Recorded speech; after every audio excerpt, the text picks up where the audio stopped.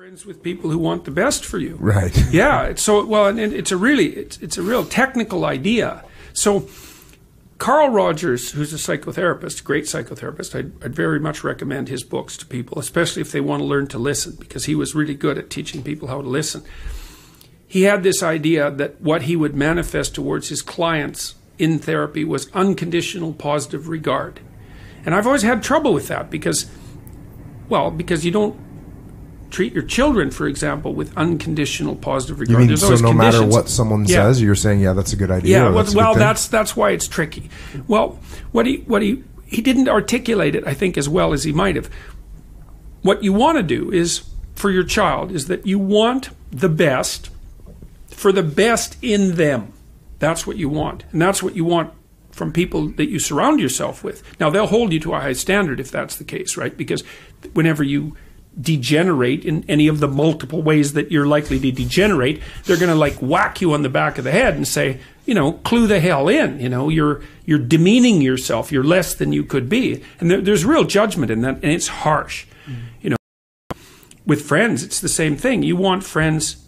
They're not friends if they're not these people. You want friends who, when something good happens to you, that's good for you, right?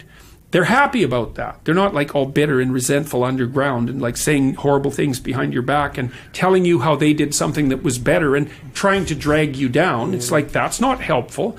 And then when something bad happens to you and you go to them and you say, look, this terrible thing happened to me.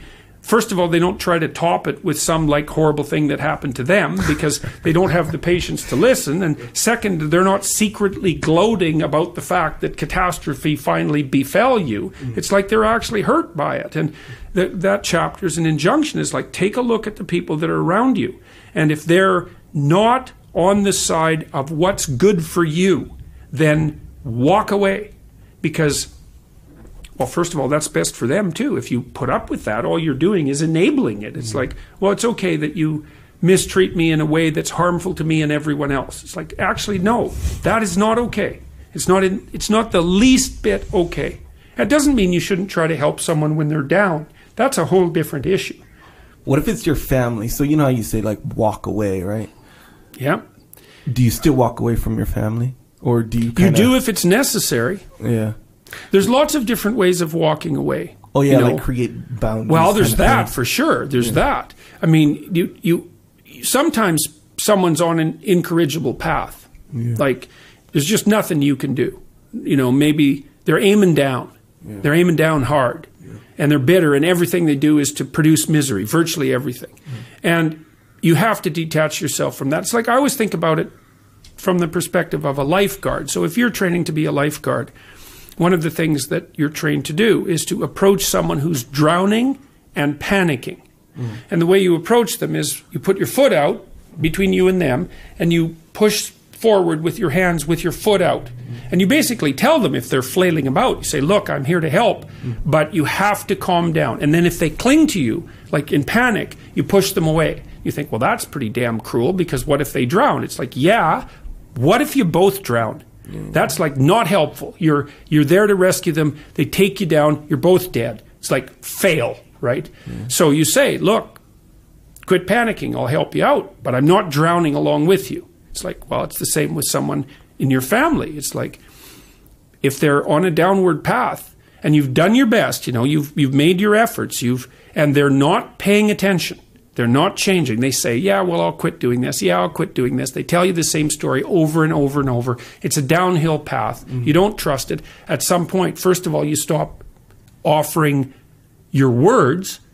That's do not cast pearls before swine. A very, very harsh statement, right? But what it means is if you're offering words of wisdom to someone in the genuine attempt to help, and they treat that with contempt, then shut up, because you're demeaning your words by throwing them away. You think, well, how do you help someone who's aiming down? Well, sometimes you help them by walking away and saying, look, you're aiming down so hard that I am, despite the fact you're my brother, man, it's like, this is killing me. You're aiming down so hard, I'm not coming along with you. And the reason I'm not is to tell you in no uncertain terms that what you're doing is so terrible that I will even violate our kinship to oppose it. And maybe it'll take them 10 years to wake up to that, you know. And so that can be the case because, you know, people often have to be hit so many times before they'll learn. You see that especially if someone's addicted or otherwise pursuing a pathway that's like seriously downhill. So, harsh. You cover that pretty well in that chapter where you're saying there's a certain point where you just got to say, nope, we're done. Yeah. We're done. We're done. Well, it's like, why should I think that you're actually trying to change? Maybe you're just telling me you tell me the story that you use to justify your own idiocy to yourself.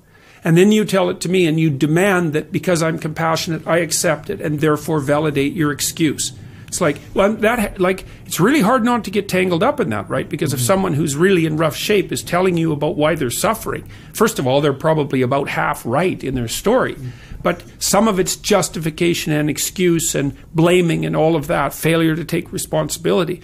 It's really hard to stand up and say, no, I don't buy that. No, I don't buy that. No, you're wrong about that. You have to be a brutal bastard in order to do that. But hey, sometimes, like, surgery is brutal, right? It's brutal, but...